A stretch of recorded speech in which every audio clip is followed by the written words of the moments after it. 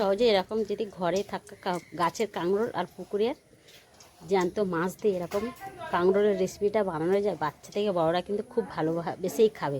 কীভাবে এই রেসিপিটা বানিয়েছি আপনারা পুরো রেসিপিটা দেখতে থাকুন ও আমার সঙ্গে থাকেন। আশা করি কিন্তু আপনাদের ভালো লাগবে। এই গরমের সময় এরকম কিন্তু হালকা কাঁকরোল ও মাছ দিয়ে ঝোল করলে বাচ্চা থেকে বড়রা কিন্তু চেটে পুটে খাবে। চলুন তাহলে শুরু করা যাক। বন্ধুরা, আজকে আমি বানাবো, দেখুন, গাছের কাঁকরোল তুলেছি, টাটকা গাছের কাঁকরোল আর পুকুরের টাটকা মাছ দিয়ে একটা সুস্বাদু রেসিপি বানাবো। কীভাবে এই রেসিপিটা বানাই, কাঁকরোলটা কিন্তু আমরা অনেক রকম করেই খাই। আজকে আমি সেই কাঁকরোল দিয়ে আজকে আমি কাঁকরোল আর দেশি কাঁকরোল দিয়ে আর দেশি মাছ দিয়ে আজকে আমি ঝোলটা দেখাবো কীভাবে এই রেসিপিটা করি। আপনারা পুরো রেসিপিটা দেখতে থাকুন ও আমার সঙ্গে থাকুন। প্রথমে কাঁকরোলটাকে আগে কেটে নিই, তারপরে আপনাদের, মাছটা তো কাটা অলরেডি হয়ে গিয়েছে, কেটে ধুয়ে পরিষ্কার করে নিয়েছি। এবার কাঁকরোলটাকে কেটে তারপরে আপনাদের রেসিপিটা শুরু করবো। এখন কাঁকরোলটা কাটি। দেখুন, এখানে আমি কাঁকরোলগুলো একটু গাটাকে ছাড়িয়ে নিয়ে আমি 4 পিস করে কেটে নিয়েছি, আর তার সাথে আলু কেটে নিই, যেটা আলু দিয়ে মাছ দিয়ে কাঁকরোলের একটা রেসিপি দেখাবো। এবারে এবারে কাটা ধোয়া হয়ে গেছে। এবার মাছগুলো আমি ভেজে নেব। তার জন্য এখানে একটা থালা নিয়েছি, এবার থালার মধ্যে মাছগুলো দিয়ে এবার নুন হলুদ মাখিয়ে নেব। দেখুন, এখানে মাছগুলোকে ভালো করে নুন হলুদ আর একটু সামান্য লঙ্কা গুঁড়ো দিয়েছি, ভালো করে মাখিয়ে নিয়েছি। আর এই গরমের সময় এরকম কাঁকরোল দিয়ে মাছের ঝোল রেসিপিটা একবার করে দেখবে, ছোটো থেকে বড় কিন্তু চেটে পুটে খাবে। দেখুন, এবারে আমি আগে থেকে কড়াটা বসিয়ে দিয়েছি, কড়া গরম হয়ে গিয়েছে। দেখুন, ওই কড়ার মধ্যে দেবো তেল। আমরা কিন্তু সাদা তেল খাই, সবসময় বলেছি। এরকম তেল দিয়ে দিলাম। এবারে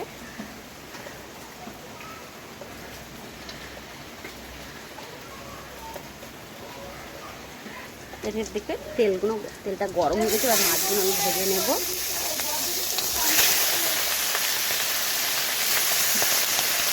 অল্প অল্প করে আমি মাছগুলো ভেজে নেব। দেখুন, এখানে মাছগুলো আমার সবকটা ভাজা হয়ে গিয়েছে। আপনাদের এই লাস্টটাই মাছ ভাজাটা দেখাতে। দেখুন, এবার মাছ ভাজাগুলো আমি তুলে নেব। দেখুন, এখানে মাছ ভাজাগুলো তুলে নিয়েছি। এবারে কেটে রাখা কাঁকরোলগুলো ওই তেলের মধ্যে, মাছ ভাজা তেলের মধ্যে আমি ভেজে নেব।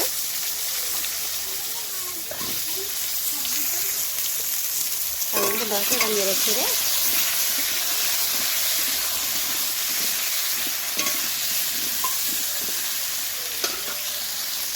ওই কাঁকরোলের মধ্যে দেবো 1 চামচ মতো লবণ, আর দেবো 1/2 চামচ মতো হলুদ, দিয়ে একবার নেড়ে নেব।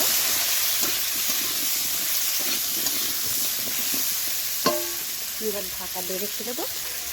দেখুন, এবার ঢাকা দিয়ে আমি কাঁকরোলটাকে ভেজে নেব।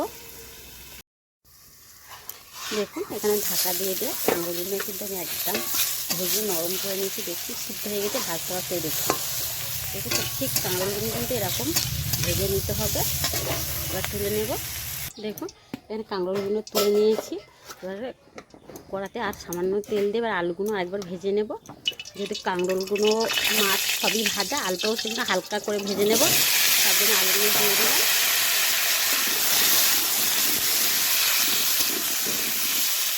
আলুগুলো ঢাকা দিয়ে ভেজে নেব। দেখুন, এখানে আলুগুলো আমি একটু লাল লাল করে ভেজে নিয়েছি। এবারে আলুগুলো তুলে নেব। দেখুন, কড়াতে এবার আমি তেল দিয়ে দিয়েছি। ওই তেলের মধ্যে আমি দেব 2টো তেজপাতা, 1/2 চামচের মতো কালো জিরা, দেখুন একটা কেটে রাখা পেঁয়াজ মাঝারি সাইজে। দেখুন,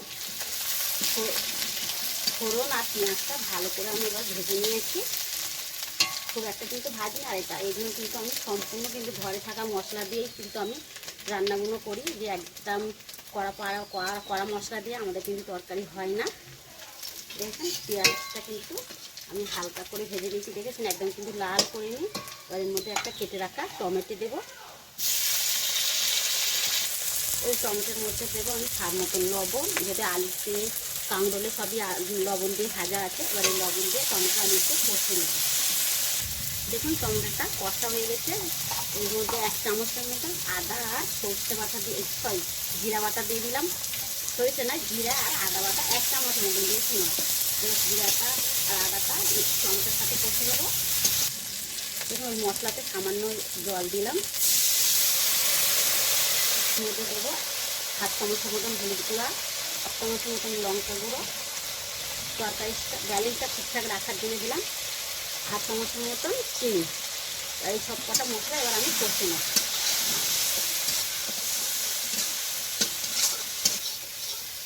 দেখুন মশলাটা কষে দেখুন তেল ছেড়ে দিয়েছে, কিন্তু আমি আর তেল দিইনি, আমি কিন্তু খুবই কম তেলে তো রান্নাটা দেখাচ্ছি। দেখুন এবার তেল ছেড়ে দিয়ে এবার ভেজে রাখা আলুগুলো আমি দিয়ে দেবো এই মশলার মধ্যে।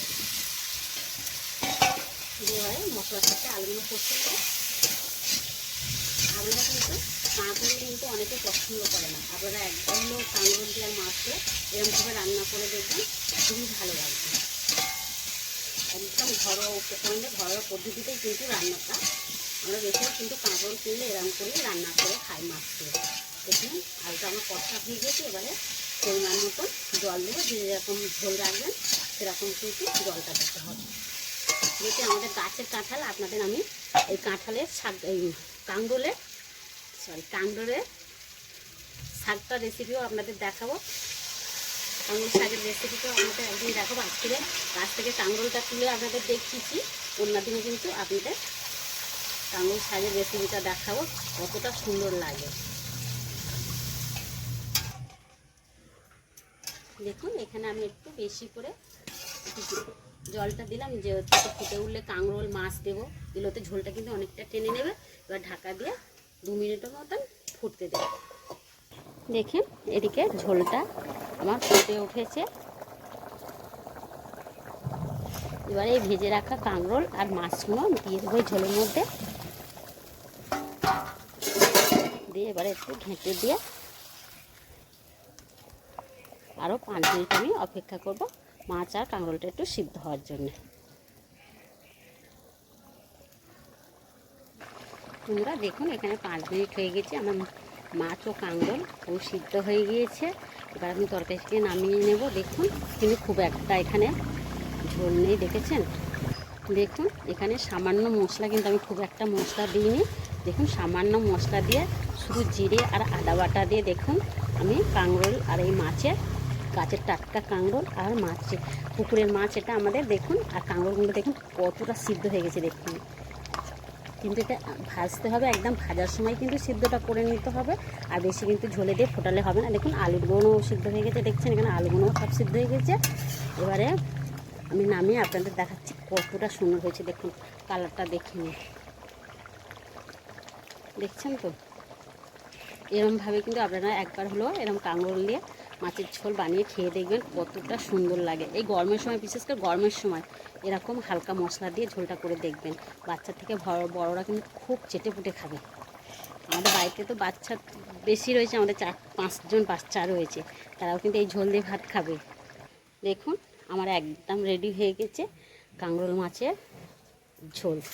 তার রেসিপিটা কেমন হয়েছে অবশ্যই কিন্তু আপনারা কমেন্ট করে বলবেন, আর বন্ধুদের সাথে কিন্তু প্রচুর শেয়ার হলো। ভালো লাগলে কিন্তু একবার হলেও আপনারা কিন্তু বাড়িতে বানিয়ে দেখবেন যে কাঁকরোল দিয়ে মাছ দিয়ে ঝোলটা কতটা সুন্দর লাগে। আপনারা তো কাঁকরোল অনেক রকম খেয়েছেন কি আমি জানি না, কিন্তু একবার এইভাবে একবার কাঁকরোল দিয়ে মাছ দিয়ে ঝোল খেয়ে দেখবেন, খুবই দারুণ লাগবে। তাহলে আজকের অবধি, আবার দেখা হবে নতুন রেসিপি নিয়ে। ভালো থাকবেন, সুস্থ থাকবেন, নমস্কার।